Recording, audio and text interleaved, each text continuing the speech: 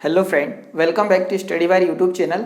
तो आज हम बात करने वाले कोऑर्डिनेट ज्योमेट्री का लेक्चर नंबर 3 जिसमें हम सेपरेशन फार्मूले की बात करेंगे, विभाजन सूत्र की, ठीक है। और इससे रिलेटेड क्वेश्चन भी देखेंगे। तो सबसे पहले जिन लोगों ने पिछले 2 लेक्चर नहीं देखे तो वो उन्हें देख लीजिए, जो कि बेसिक आपको हर एक चीज़ समझ में आ जाए। मतलब आप आर्ट बैकग्राउंड से भी हो तो भी समझ में आ जाएगा। इसका ये मतलब है कि इतनी बेसिक चीज़ें पढ़ाई है जो कि सारी चीज़ें आपको समझ में भी आएगी और हमने अच्छे लेवल के क्वेश्चन भी कराए हैं। तो अभी हम सेपरेशन फार्मूले पे बात करने वाले हैं। तो सेपरेशन फार्मूला या विभाजन सूत्र क्या होता है उस चीज़ को देखें। तो मैं सबसे पहले बात करूं कि सपोज ये एक रेखा है, ठीक है। हम ये बोल सकते हैं कि ये एक रेखा खंड है। ये पॉइंट ए है, ये पॉइंट बी है। होता क्या है विभाजन, ठीक है, उसे देखते हैं हम सबसे पहले। तो ये ए है और ये बी है। अगर मैं इसे यहाँ से काट दूँ तो आप देख रहे हैं कि ये भाग बड़ा हो गया और ये भाग छोटा हो गया। तो बड़ा और छोटा भाग तो हो गया, तो हम इसके निर्देशांक भी जानते हैं, इसके निर्देशांक भी जानते हैं। तो जिस भाग से हमने इस रेखा को या रेखाखंड को काटा है उस बिंदु के निर्देशांक निकालना क्या कहलाता है, तो विभाजन कहलाता है या फिर सेक्शन कहलाता है। तो हम इसे सॉल्व कैसे करेंगे पहले वो देखते हैं। तो सबसे पहले हम फॉर्मूला देख लेते हैं, तो आपको कम से कम एक आइडिया लग जाएगा कि एक्चुअल में सारी चीज़ें हो कैसे रही है। और मेरा पढ़ाने का उद्देश्य ये है कि आपको कम से कम इतनी चीज़ें तो जरूर पता हो कि आप जब भी ये क्वेश्चन आपको दिखे तो ये फॉर्मूला आपको रटना ना पड़े, आपको चीज़ें पता हो कि आया कहाँ से, ठीक है। फिर भी कोशिश करिए आप किसी बैकग्राउंड से इसे समझने की, और ना भी समझ में आए तो फॉर्मूला बिल्कुल समझ में आएगा, परंतु 2 बार देख लोगे तो 100% आर्ट वाले बंदे को भी समझ में आएगा, परंतु पिछले लेक्चर उसने देखे होने चाहिए। सपोज यहाँ पर एक बिंदु है, ठीक है, ए बिंदु है और इसके निर्देशांक है x1 y1। तो मैं ये बोलूँगा पिछले लेक्चर आपने देखे होने चाहिए। तो ये एक बिंदु है x1 ए बिंदु है और उसके निर्देशांक क्या हो गई x1 y1। यहाँ मैं कोई दूसरा बिंदु ले लेता हूँ, बिंदु B, और इसके निर्देशांक हो जाएंगे x2 y2। यहाँ तक चीज़ें क्लियर हो रही। अगर मैं इन दोनों बिंदुओं को जोड़ दूँ, ठीक है, इन दोनों बिंदुओं को जोड़ दूँ तो कुछ इस प्रकार से जोड़ रहा होगा। तो हमने क्या करा, ए से B को जोड़ दिया। ए के निर्देशांक और बी के निर्देशांक है हमारे पास। सपोज अगर कोई तीसरा बिंदु यहाँ पर आ जाता, ठीक है, यहाँ पर आ जाता और उस बिंदु को हम मान लेते पी। क्या मान लेते पी। इसके निर्देशांक हमें ज्ञात करने हैं, मतलब हमें ए के निर्देशांक भी पता है, तो x1 और y1 की जगह कोई भी वैल्यू हो सकती है। उसी प्रकार b की जगह x2 और y2 की जगह कोई भी वैल्यू हो सकती है। हमें वैल्यू किसकी निकालनी है, p की वैल्यू निकालनी है। तो मैं इसकी वैल्यू मान लेता हूँ क्या, x और y। अब यहाँ पर हमने क्या कर लिया कि हमें a का मान पता है, b का पता है, p का मान निकालना है। परंतु जब p ने इसे बांटा ना, इस रेखाखंड को, तो उसने बांटा है m अनुपात n, मतलब ये m हो जाएगा। यहाँ से यहाँ तक की जो वैल्यू हो जाएगी वो m होगी, और यहाँ से यहाँ तक की वैल्यू क्या हो जाएगी, n। कहने का मतलब कि एक रेखाखंड a से b था, उसको p ने 2 भागों में बांटा, एक ये वाला भाग और ये दूसरा भाग। तो इस भाग का नाम m और इस भाग का नाम क्या हो गया, n। तो हमें इस बिंदु के निर्देशांक निकालने हैं, मतलब p के जो x और y के निर्देशांक निकालने की किस अनुपात में इन्होंने बांटा है, ठीक है। तो x और हमें देखो क्वेश्चन में क्या रहेगा, इसकी वैल्यू दी रहेगी, इसकी वैल्यू दी रहेगी, m और n का मान दिया रहेगा, p के मान निकालने होंगे। सॉल्व कैसे करेंगे वो देखो। सपोज मैं इसे यहाँ पर लंब डाल दूँ, इससे यहाँ पर लंब डाल दूँ और इससे यहाँ पर लंब डाल दूँ। कुछ परसेंट भी अगर आपको कोऑर्डिनेट ज्योमेट्री का नॉलेज होगा तो भी ज़्यादा बेटर होगा। ये मूल बिंदु हो गया 0 0। अगर मैं देखो, हमने ये ए बी पी कैसे माना आप समझ पा रहे होंगे। यदि मैं इसे मिला दूँ यहाँ और इसे कुछ इस प्रकार से मिला दूँ, तो हमारे पास ये ए है, ये पी है और वो बी है। इसका मान हम सी मान लेते हैं, इसे मान लेते हैं डी, ठीक है। अब यहाँ देखो, यहाँ पर अगर हम देखें तो ये एक सीधी रेखा है, ये 90 अंश का कोण है, ये 90 अंश का कोण है। ये एक सीधी रेखा है। अगर इस वाले कोण का मान अल्फा होता तो इस वाले कोण का मान भी क्या होता, अल्फा, क्योंकि ये तो एक सीधी रेखा है। और उन्हें एक रेखा और कोण का मैंने एक लेक्चर डाल रखा है, थोड़ा सर्च करोगे, रेखा और कोण बाय सुमित चौरे या फिर स्टडी बाय रेखा और कोण, ठीक है, लाइन एंड एंगल। तो आपको एक चैप्टर मिलेगा, उसे आप पूरा पढ़ लीजिएगा। 2.5 से 3 घंटे का पूरा एक ही लेक्चर है। तो आपको ये रेखा और कोण समझ में जाएगा। ये दोनों कंडीशन जो यहाँ पर लग रही है वो, ठीक है। तो ये अल्फा होगा तो ये भी अल्फा होगा। उसी प्रकार ये अगर बीटा होगा तो ये वाली वैल्यू भी क्या होगी, बीटा होगी। अब यहाँ पर हम ये बोल सकते हैं कि हमारे पास त्रिभुज, वहाँ त्रिभुज बन रहे होंगे। देखो ए पी सी समरूप है किसके, त्रिभुज बी पी डी के। ये समझ पा रहे हैं, त्रिभुज ए बी सी समरूप है बी पी डी के, क्योंकि तीनों एंगल दोनों के आपस में क्या है, बराबर। अब यहाँ पर अगर हम बात करें कि यहाँ से यहाँ तक की वैल्यू क्या होगी, तो आपने पिछला लेक्चर देखा है, तो उसके अनुसार ए से लेकर सी तक की अगर मान बात करूँ तो सी तक की वैल्यू कितनी है, तो ये एक्स अक्ष के थ्रू आ रहा है, तो एक्स अक्ष की वैल्यू यहाँ कितना आ रहा है एक्स, यहाँ से यहाँ तक की वैल्यू कितनी है एक्स, क्योंकि ये वाले निर्देशांक एक्स है तो यहाँ से यहाँ तक की दूरी एक्स। एक्स में से अगर मैं ये x1 इधर का माइनस कर दूँ तो यहाँ से यहाँ तक की दूरी क्या हो जाएगी, x माइनस x1। उसी प्रकार यहाँ से लेकर यहाँ तक की दूरी कितनी है, तो यहाँ देखेंगे तो कितनी है x2, यहाँ से लेकर यहाँ तक की दूरी कितनी है x2। तो अगर मैं x2 में से यहाँ से लेकर यहाँ तक की दूरी को क्या कर दूँ माइनस, तो क्या माइनस करना है, x को माइनस करना है। तो हम ये बोल सकते हैं कि हमें दूरी मिल गई किसकी, तो हम P D की क्या मिल गई, दूरी मिल गई। उसी प्रकार यहाँ से लेकर यहाँ तक की ऊंचाई कितनी है, तो y है, यहाँ से लेकर यहाँ तक की ऊंचाई कितनी है y, और यहाँ से लेकर यहाँ तक की ऊंचाई कितनी है, तो ये वाली ऊंचाई कितनी है हमारे पास y1, तो ये वाली ऊंचाई भी क्या होगी y1, और ये y1 है और यहाँ से लेकर यहाँ तक की y है। तो मैं अगर y में से, ठीक है, y में से ये वाली दूरी थी y1 और y1 को माइनस कर दूँ तो ये दूरी आ गई किसकी, PC की। उसी प्रकार यहाँ से यहाँ तक की ऊंचाई कितनी है y2, तो ये वाली y2 है, उसमें से माइनस करते यहाँ से यहाँ तक की ऊंचाई कितनी हो गई y, तो यहाँ से यहाँ तक की भी कितनी होगी y। तो अगर इतनी दूरी हम माइनस कर दें y, तो ये जो y2 माइनस y ये दूरी आ गई किसकी, BD की। ये चीज़ समझ पा रहे हैं आप। ये दोनों त्रिभुज, ये वाला त्रिभुज और ये वाला त्रिभुज अगर समरूप है, ठीक है, और जिन्हें अगर ये नहीं समझना है तो आप थोड़ा सा फॉरवर्ड कर लीजिए ना। यहाँ समरूपता अगर मैं लगाऊं तो समरूपता अगर लगाऊं तो देखो यहाँ पर m है, ये वाली भुजा 90 अंश के सामने वाली कितनी है m, तो 90 अंश के सामने वाली अगर m है तो यहाँ पर 90 अंश के सामने वाला क्या है n, तो m अपॉन क्या आ जाएगा, n आ जाएगा। आगे हम बढ़े तो देखो एक मिनट हम अलग अलग निकाल लेते हैं।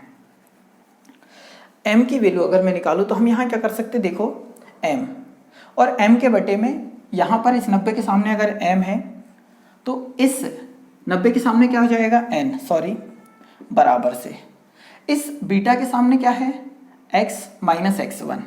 तो हमने m लिया था इस वाले त्रिभुज का, तो इसी वाले त्रिभुज का हम बीटा के सामने वाली भुजा हमारे पास क्या है x माइनस x1, ये हम समरूपता से सॉल्व कर रहे हैं।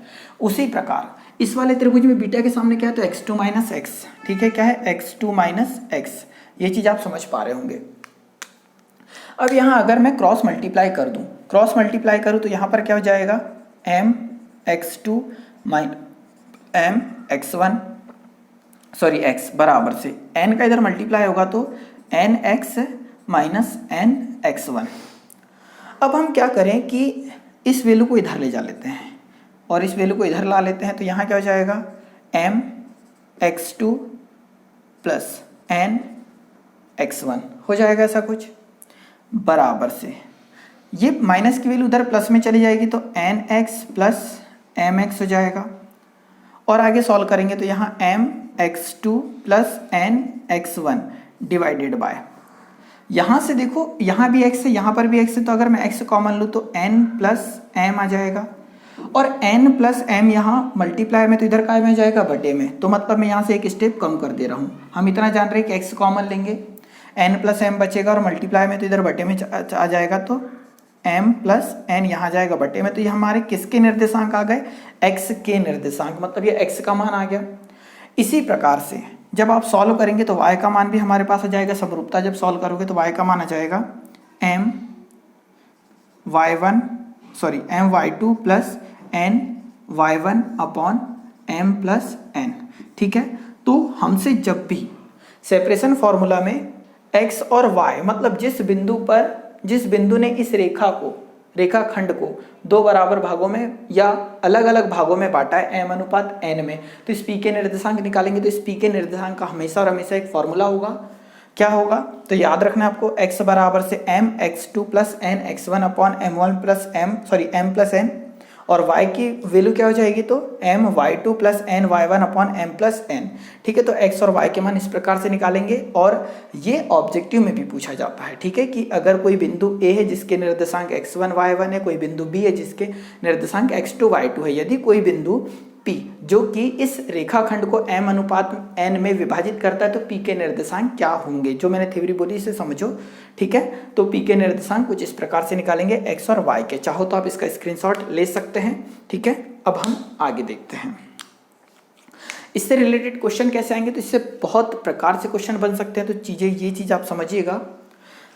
इसके बाद एक कंडीशन और देख लेते हैं कि सपोज, एक मिनट इसे साफ कर देते हैं हम, कि जब यदि ऐसा कुछ होता कि ये m और n बराबर होते, m और n बराबर होते, इसका ये मतलब है कि ये यहाँ से यहाँ तक की वैल्यू और यहाँ से यहाँ तक की वैल्यू क्या होती, बराबर होती। कहने का मतलब ये बिंदु P AB को समान बराबर भागों में बांट रहा है। तो ये बिंदु हमारा A है, ये बिंदु B है, तो ये जो P है ना वो इन दोनों को क्या कर रहा है, बराबर भागों में बांट रहा है। तो ये वाला अनुपात जो m था और ये वाला जो n था, तो अब क्या हो गया, m बराबर से n। कहने का मतलब इस बिंदु P ने AB को 2 बराबर भागों में बांटा। तो जब 2 बराबर भागों में बांटा तो इस P के निर्देशांक क्या होंगे वो हमें निकालना है।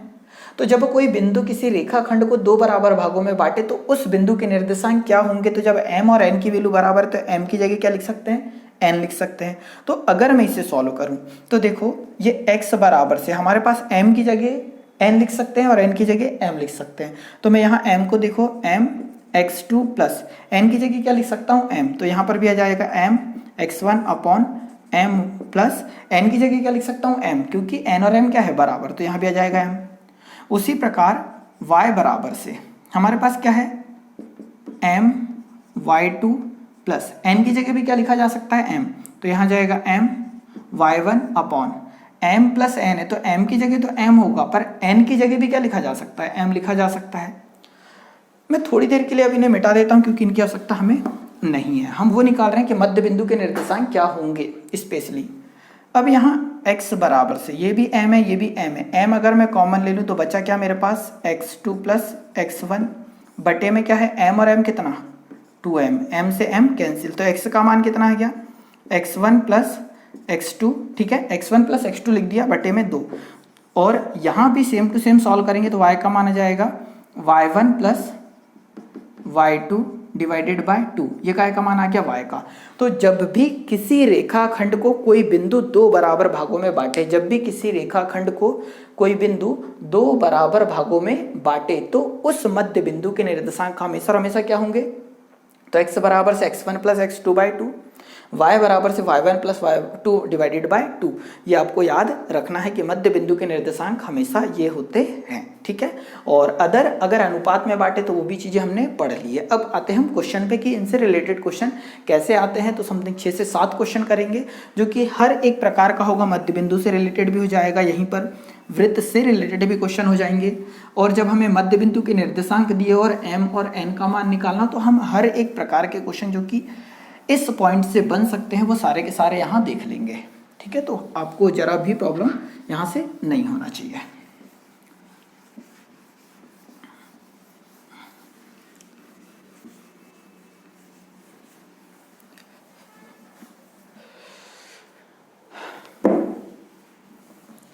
अब देखो क्वेश्चन नंबर फर्स्ट अपना हो जाएगा,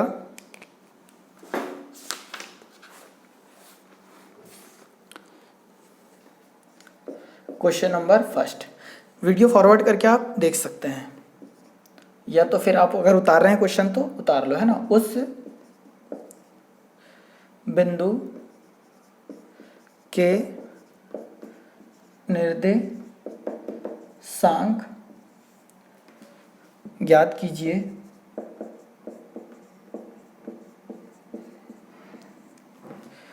जो बिंदु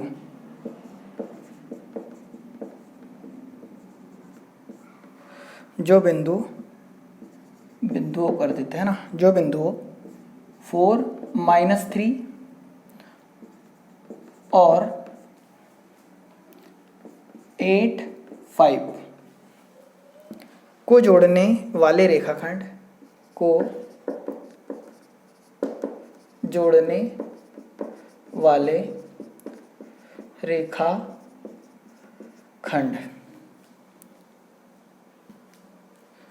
को आंतरिक रूप से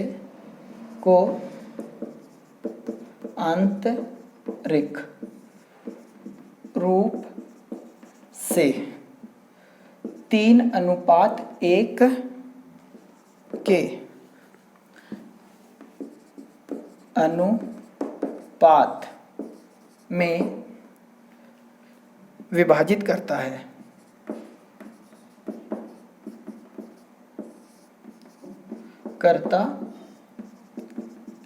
ठीक है, ये हो गया हमारा पूरा क्वेश्चन। अब समझना, हो सकता है थोड़ा टाइम लगे, तो जब भी मैं क्वेश्चन लिखूँ तो आप थोड़ा सा फॉरवर्ड करके देख सकते हैं, ज़्यादा बेटर होगा आप लोगों के लिए। ठीक है, आप लोगों की सुविधा के अनुसार। स्पीड कहाँ से बढ़ाते हैं आपको पता ही है। ठीक है, जिनको अगर स्लो लग रहा है तो इधर 3 डॉट आ रहे होंगे, स्क्रीन टच करोगे तो, और 3 डॉट में जब आप क्लिक करोगे तो वहाँ पे स्पीड का ऑप्शन मिल जाएगा, तो आप जैसी स्पीड आपको लगती है उस प्रकार से आप देख सकते हैं।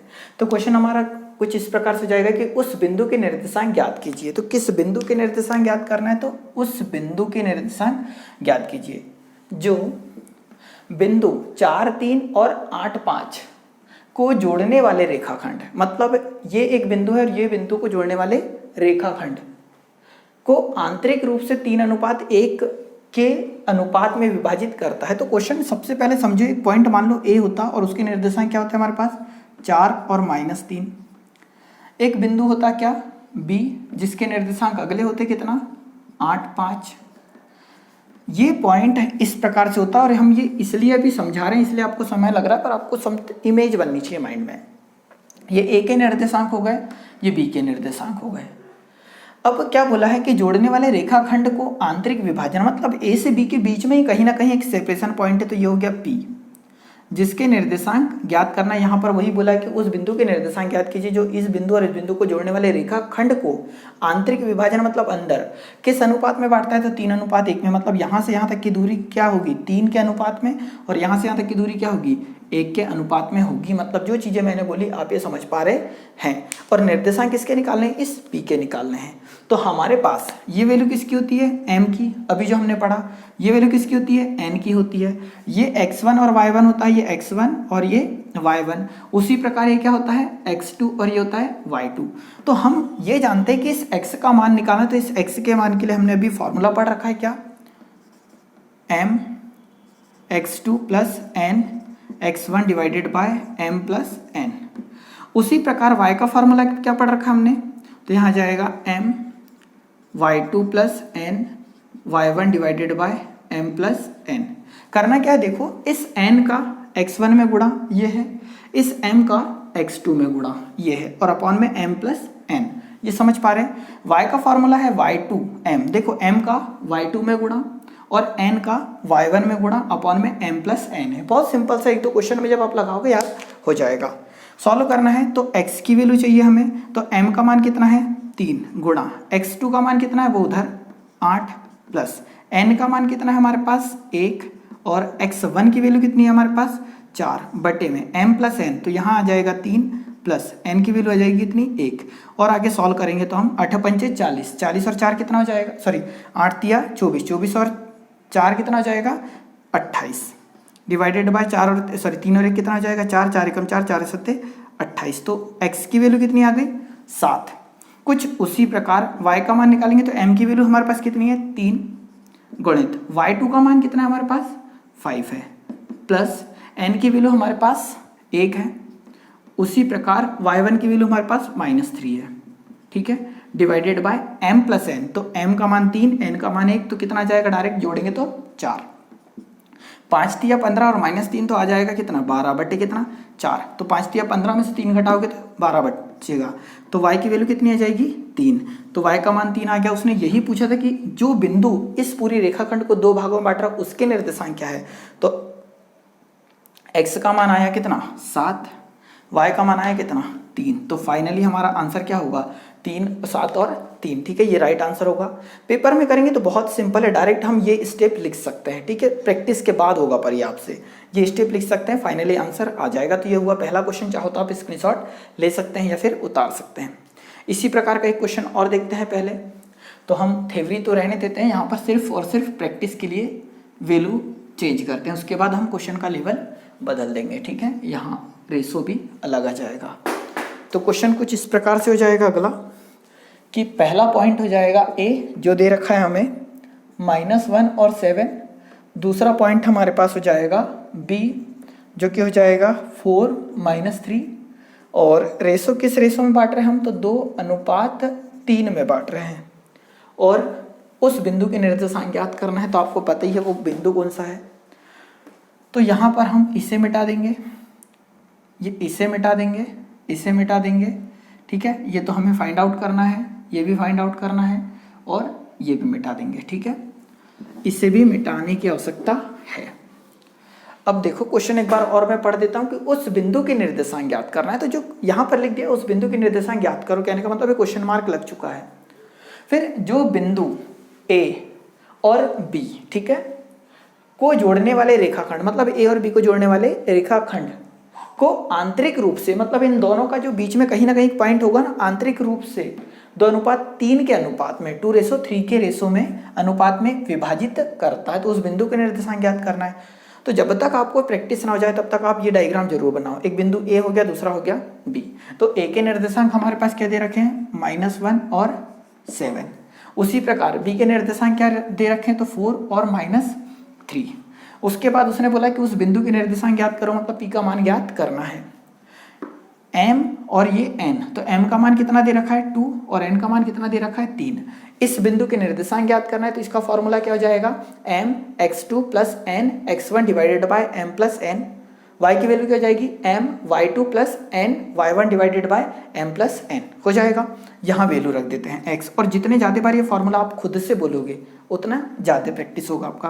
तो m की वैल्यू कितनी हो गई, 2 तो हम इतना जानते हैं, इस 2 का गुणा 4 में कर दें तो 2 चौक कितना आ जाएगा 8, प्लस इसका गुणा किस में होगा, -1 में। 3 का गुणा -1 में होगा तो कितना, -3 आ जाएगा।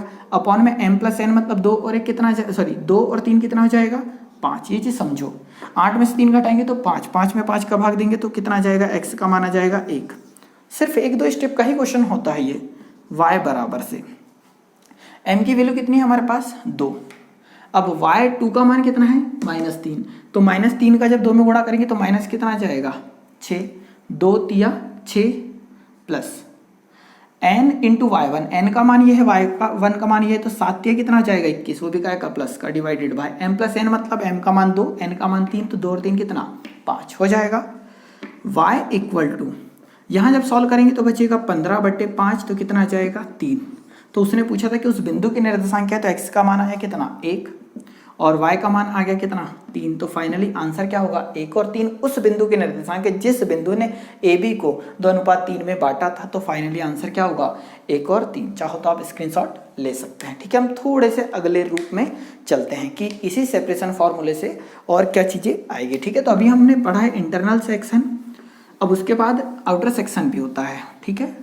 तो सबसे पहले तो हम क्वेश्चन अगला लिखते हैं पहले, और जितने क्वेश्चन मैं करा रहा हूँ कम से कम इतने क्वेश्चन की प्रैक्टिस आपको करनी ही करनी है। साथ में आपको ग्रुप ज्वाइन कर लेना है, वहाँ क्वेश्चन में कुछ सेंड कर दूंगा, या फिर आपके पास अगर जो भी पुस्तक हो, ठीक है, और उस पुस्तक से आपको क्वेश्चन सॉल्व करने हैं। अगला देखते हैं यार। तो अगला क्वेश्चन कुछ इस प्रकार से हो जाएगा कि बिंदु, ठीक है, बिंदु -4, 6, जब भी मैं क्वेश्चन लिखूँ तो आप क्वेश्चन को फॉरवर्ड कर सकते हैं, ठीक है, अगर आपको नहीं देखना है तो। बिंदु -4, 6 बिंदुओं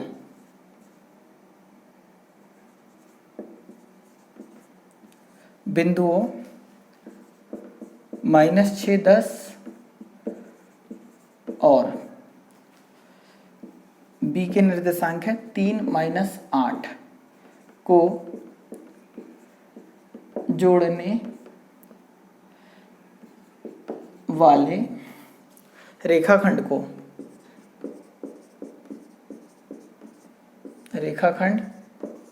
को किस अनुपात में विभाजित करता है।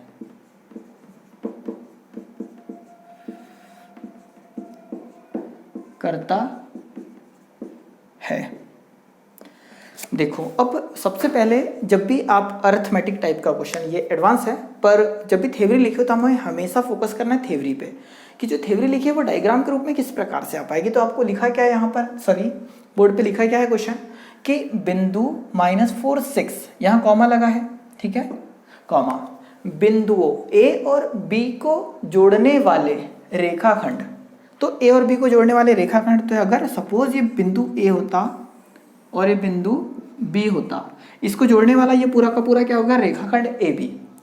जोड़ने वाले रेखाखंड को किस अनुपात, तो हमसे पूछा गया किस अनुपात में विभाजित करता है कौन, ए बी। किस अनुपात में विभाजित करता है मतलब m का मान निकालना है और n का मान निकालना है। यहाँ पर एक पॉइंट होगा क्या, p होगा। तो a के निर्देशांक की बात करूं तो हमारे पास है कितना, -6 और 10। b के निर्देशांक की बात करें तो कितना है, 3 और -8। तो उसने क्या बोला है कि बिंदु a और b को जोड़ने वाले रेखाखंड को किस अनुपात में विभाजित करता है, कौन सा बिंदु, ये बिंदु किस अनुपात में बांटता है। तो ये बिंदु कौन सा है, ये वाला, समझ पा रहे हैं। ये बिंदु ये वाला है जो कि इस पूरे रेखाखंड को m और n के अनुपात में बांटता है। तो उन्हीं अनुपात को हमें ज्ञात करना है, मतलब हमें फाइनली निकालना है क्या, m अनुपात n equal to question mark, ये हमें फाइंड आउट करना है। तो m और n का मान तो निकालना है, p का मान हमारे पास दे रखा है कितना, -4 और 6। अब हम जानते हैं हमारे पास फॉर्मूला जो था वो क्या था, जब भी सेपरेशन की बात हो तो हमेशा एक ही फॉर्मूला लगेगा कि x बराबर से m x2 plus n x1 divided by m plus n। इधर क्या हो जाएगा, y की वैल्यू बराबर से m y2 plus n y1 divided by m plus n, ऐसा कुछ होगा। x मतलब क्या था, ये हो जाएगा -4 बराबर से m की वैल्यू तो हमें पता ही नहीं है, ठीक है। x2 का मान अगर हम देखें तो x2 का मान वो वाला होगा कितना, 3। समझ गए होंगे अभी तक आप, पिछला लेक्चर देखना जरूरी है। बाकी n की वैल्यू तो हमें पता नहीं है, पर x1 का मान कितना आ गया, -6। तो यहाँ कितना आ जाएगा, -6 बटे में m1 plus m plus n, ठीक है। m अनुपात n ही निकालना है, इसे ही सॉल्व कर देते हैं। जब m प्लस n इधर आएगा तो काय में आएगा, गुणे में, तो -4 का इसमें गुणा होगा तो -4m और -4n बराबर से यहाँ पर कितना है 3m और माइनस, ये माइनस यहाँ जाएगा 6n। n को एक साइड कर लेते हैं, अब m को इधर ला ले क्या, तो प्लस का 3m इधर, प्लस का 3m इधर आएगा तो माइनस का 3m, 3 और 4 कितना हो जाएगा, तो माइनस का 7m बराबर से ये माइनस का उधर काय में जाएगा, प्लस में, ठीक है। माइनस का 4 उधर जाएगा प्लस में, तो बचेगा कितना, 2n बचेगा, वो भी काय का, माइनस का। तो माइनस से माइनस कैंसिल, तो m अपॉन n बराबर से, यहाँ तो पहले से 2 है, ये किधर चला जाएगा 7। तो m अनुपात n कितना आ गया, 7:1। तो यही क्या हो गया फाइनली आंसर। उसने पूछा ही था कि m अनुपात n का मान बताओ किस अनुपात में बट रहा है, तो m बटे n आ गया, मतलब m अनुपात n आ गया। तो कितना है, 2:7, ठीक है। मतलब m अनुपात n लिख लेंगे 2:7, और यही हमारा फाइनली क्या आंसर। तो मैं ऐसा उम्मीद कर सकता हूं कि इस प्रकार के क्वेश्चन को आप समझ पाए होंगे। थोड़े से आगे बढ़ जाते हैं हम कि अगला क्वेश्चन अब किस प्रकार से आ सकता है, ठीक है। तो हमने इस प्रकार का एक ही क्वेश्चन लिया है, जो भी पुस्तक आपके पास अवेलेबल हो आप वहां से कोऑर्डिनेट ज्योमेट्री पढ़े, चीजें ये मिलेगी, ठीक है, निर्देशांक ज्यामिति। आगे देखते हैं बेसिकली क्या होता है। इस प्रकार के क्वेश्चन आपको हर एक पुस्तकों में मिल ही जाएंगे, क्योंकि ये जितना भी हम मटेरियल पढ़ रहे हैं ये मैक्सिमम 10th तक के सिलेबस का ही है, जो कि जितने भी कॉम्पिटेटिव की पुस्तक है मार्केट में उनमें मैक्सिमम में ये चैप्टर मिल ही जाता है, ठीक है। और उसके क्वेश्चन आप जरूर लगाइएगा। अभी खाली समय है तो इसमें मक्कारी ना मारी, जितना भी हो सके मेहनत करें और उन चीज़ों पे काम करें जो कि टफ लगती है। और मैंने इसीलिए सबसे पहले ऐसे टॉपिक करा रहा हूँ जो कि आपको टफ लगता है, कम से कम मटेरियल इसका अवेलेबल है। और हम कहीं ना कहीं एमपी के एग्ज़ाम को ध्यान में रखते हुए ही पढ़ रहे हैं, तो कहीं ना कहीं आपको फ़ायदा भी अच्छा खासा इसका मिलेगा। अगला क्वेश्चन बहुत अच्छा क्वेश्चन में से एक है यार, तो उससे देख लो, बिंदु, ठीक है। हो सकता है स्पीड कम हो रही हो तो आप स्पीड बढ़ा सकते हैं। बिंदुओं A 2 और B -7 4 को जोड़ने वाले रेखाखंड को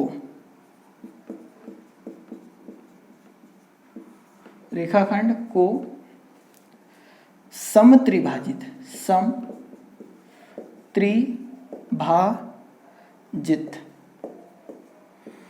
ठीक है, समत्रिभाजित करने वाले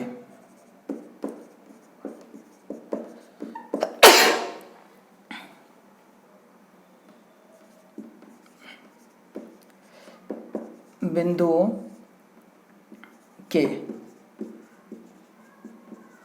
निर्देशांक ज्ञात कीजिए।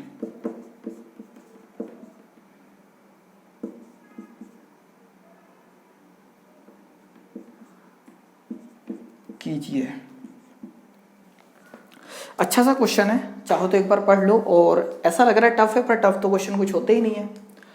बिंदु ए और बिंदु बी, समझ पा रहे हैं, एक बिंदु ए दूसरा बिंदु बी को जोड़ने वाले रेखाखंड को समत्रिभाजित, मतलब ये एक बिंदु ए हो गया, ये बी हो गया, इनको जोड़ने वाला जो रेखाखंड इसको समत्रिभाजित, 3 भागों में बांट रहे हैं, को समत्रिभाजित करने वाले बिंदुओं के निर्देशांक ज्ञात कीजिए। मतलब 2 ऐसे बिंदु जो कि इसको समत्रिभाजित कर रहे हैं ए और बी को, उन दोनों बिंदु के निर्देशांक ज्ञात करना है। तो हम इतना तो जानते हैं, समझ रहे हैं, इसको बहुत बेसिक से भी किया जा सकता है, फॉर्मूले से भी सॉल्व किया जा सकता है। ये पॉइंट अगर ए होता, या होता क्या है ही, तो ए के निर्देशांक होगा 2 और -2। ये पॉइंट होता बी, इसके निर्देशांक होगा क्या, -7 और 4। समत्रिभाजित मतलब 3 भागों में बट रहा है, तो एक यहाँ से काट दूँ, एक यहाँ से काट दूँ, पहला भाग, दूसरा भाग और तीसरा भाग, तीनों 3 भाग बन गए। इसको नाम दे देता हूँ P और इसको नाम दे देता हूँ Q। चाहो तो देख लो, ए बी को हमने कितने भागों में बांट दिया, 1, 2 और 3। क्लियर हो पा रहा है इतना। अब अगर मैं इसे सिर्फ और सिर्फ एक बेसिक से सॉल्व करना चाहता तो कैसे करता, वो देखो, यहाँ पर ये वाला निर्देशांक किसका है, x का, ये आप समझ रहे हैं, सिर्फ बेसिक से कर रहा हूँ मैं इसे। ये x का निर्देशांक है और ये भी किसका है, x का है। तो अगर ये x एक रेखा होती तो इस बिंदु का निर्देशांक हमारे पास कितना है, 2 है। तो 2 है तो इससे पहले क्या आया होगा, 1 आया होगा, इससे पहले क्या आया होगा, 0 आया होगा, इधर चलेंगे तो -1 आया होगा।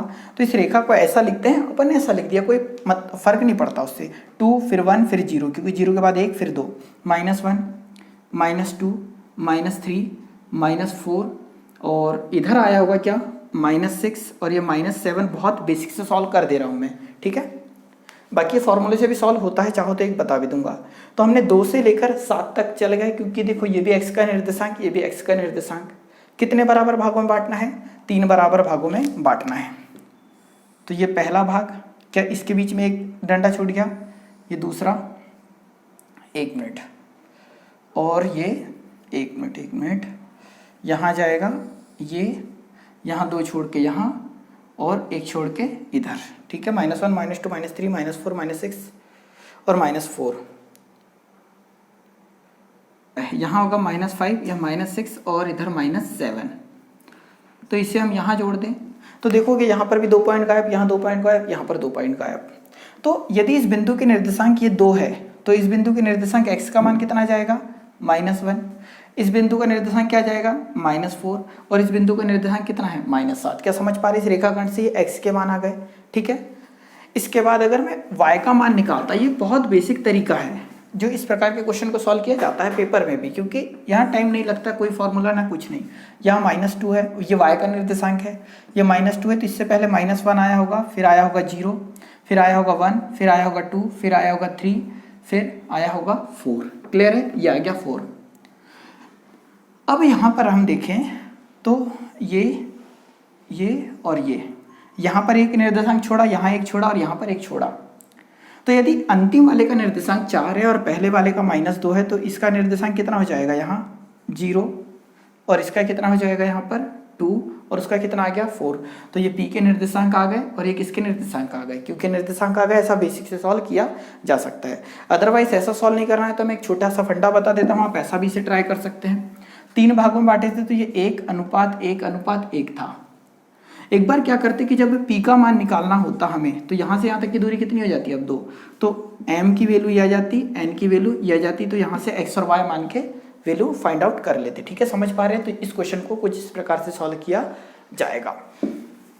आगे देखते हैं अब थोड़ा सा एक हटके क्वेश्चन, और हम हर एक प्रकार का एक ही क्वेश्चन ले रहे हैं, क्योंकि यहाँ पर क्या होता है, सेपरेशन वाले क्वेश्चनों में कई प्रकार के क्वेश्चन बनाए जा सकते हैं। इसलिए अगला क्वेश्चन होगा हमारा कि बिंदु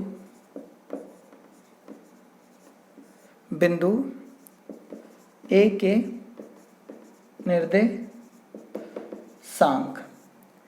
निर्देशांक ज्ञात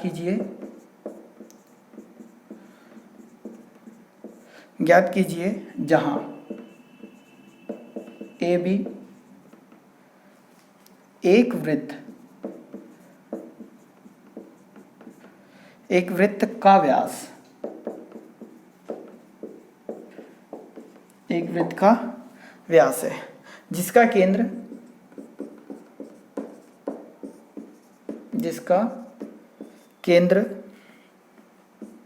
2-3 है तथा b के निर्देशांक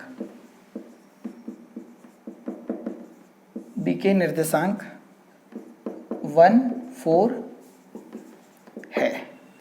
ये क्वेश्चन है, काफ़ी अच्छा क्वेश्चन है, पेपर में पूछा भी गया है, ठीक है, 2017 के पटवारी के पेपर में, कि बिंदु ए के निर्देशांक ज्ञात कीजिए। एक कोई बिंदु है, उसका निर्देशांक ज्ञात करना, ए क्या है बाद में पता चल जाएगा, जहां ए भी एक वृत्त का व्यास है। अब वृत्त का व्यास है मीन्स अगर ये पूरा का पूरा एक सर्कल होता तो व्यास डायगोनल, ये पॉइंट हो जाता ए और ये बी। ए बी क्या है, वृत्त का व्यास है, और अगर ये व्यास है तो बीच में कहीं ना कहीं केंद्र था, होगा क्या, ओ। क्लियर इतना? आगे हम देखें तो उसने बोला है कि जिसका केंद्र, इसका केंद्र ओ है और इसके निर्देशांक कितने दे रखे हैं हमें, 2-3।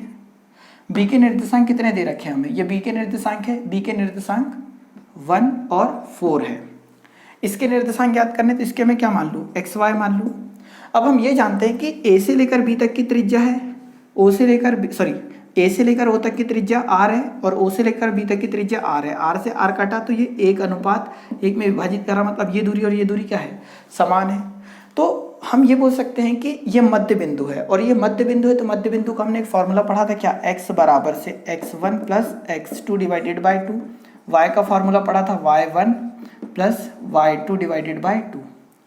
ये x और y क्या थे, मध्य बिंदु के निर्देशांक। ये x1 ये वाला हो जाएगा, x2 ये वाला हो जाएगा, y1 ये वाला हो जाएगा, y2 ये वाला हो जाएगा, और ये x और y के निर्देशांक हो जाएंगे कब, जब ये समान अनुपात में बटे, तब जो हमने कॉन्सेप्ट समझा है उसके अनुसार।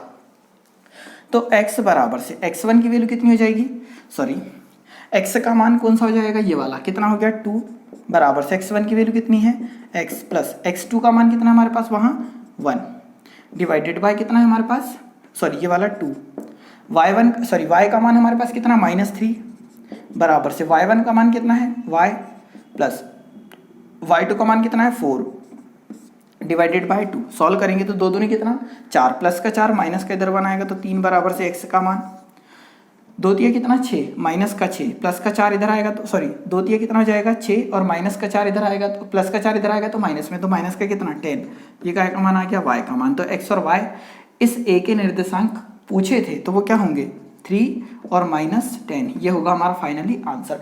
और इस प्रकार के क्वेश्चन यार मैक्सिमम पूछे जाते हैं, तो आपको इनको अच्छे से करना ही करना है, ठीक है। एक अंतिम क्वेश्चन देख लेते हैं और उसके बाद सेपरेशन में इतना ही, फिर अगले लेक्चर में हम देखेंगे, परंतु सबसे पहले अंतिम क्वेश्चन देखो, वो भी एक अच्छा क्वेश्चन होगा क्योंकि मैक्सिमम क्वेश्चन हमने अलग अलग प्रकार के लिए है।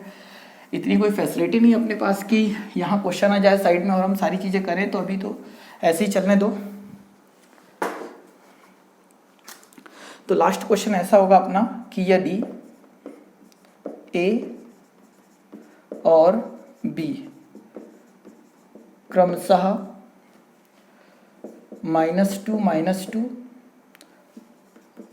और 2 - 4 हो तो बिंदु P के निर्देशांक ज्ञात कीजिए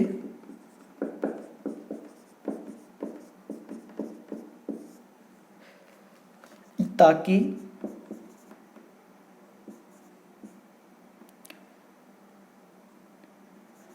AP बराबर से 3/7 AP हो, तब P रेखाखंड AB पर स्थित है, P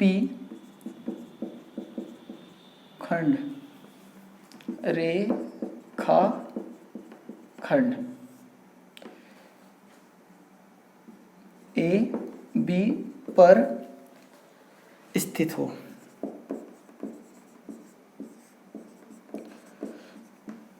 ये क्वेश्चन हो गया है।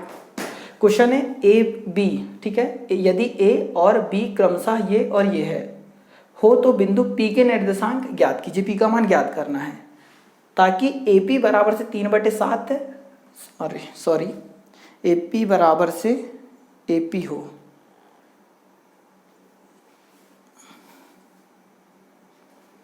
ये AP बराबर से हो जाएगा BP, ठीक है। AP बराबर से BP हो तब P रेखाखंड AB पर स्थित हो, ऐसा कुछ बोला है। तो चीज़ें समझना, AB एक रेखाखंड हो गया, ये हो गया A जिसके निर्देशांक क्या हो गए हमारे पास -2 -2, ये हो गया B, इसके निर्देशांक क्या हो गए 2 और -4। यहाँ पर बोला है कि AP बराबर है 3/7 BP के। अगर BP इधर लाऊं तो यहाँ हो जाएगा AP बटे BP बराबर से 3/7। तो A से P तक का मान, यहाँ अगर कोई बिंदु उसने बोला है आगे कि P रेखाखंड AB पर स्थित है, तो यहाँ पर अगर P होता तो A से लेकर P तक का मान कितना है हमारे पास 3, और B से लेकर P तक का मान कितना है 7। तो ये M का मान हो गया, ये N का मान हो गया, ये x1 का, ये y1 का, ये x2 का और ये y2 का। यहाँ तक चीज़ें समझ पा रहे हैं। तो उसने किसके निर्देशांक बोला, तो P के निर्देशांक ज्ञात करना है, तो इसके निर्देशांक क्या मान ले x और y मान सकते हैं। क्लियर है यहाँ तक। अब देखो आगे हम यहाँ पर डायरेक्ट फॉर्मूला लगा देंगे। x बराबर से क्या होता है m x2 plus n x1 divided by m plus n। y का मान हो जाएगा क्या m y2 plus n y1 divided by m plus n। x का मान ये है, m का मान कितना है 3, तो 3 दूनी 6, ऐसे ही कुछ कर रहे थे अभी हम, 3 दूनी 6, यहाँ पर 7 दूनी 14, वो भी क्या है माइनस का, बटे में m प्लस n मतलब 3 और 7 कितना हो जाएगा 10। तो x बराबर से जब माइनस करेंगे हम यहाँ तो माइनस का कितना आ जाएगा 8/10 मतलब आ जाएगा -0.8, ये x का मान आ गया।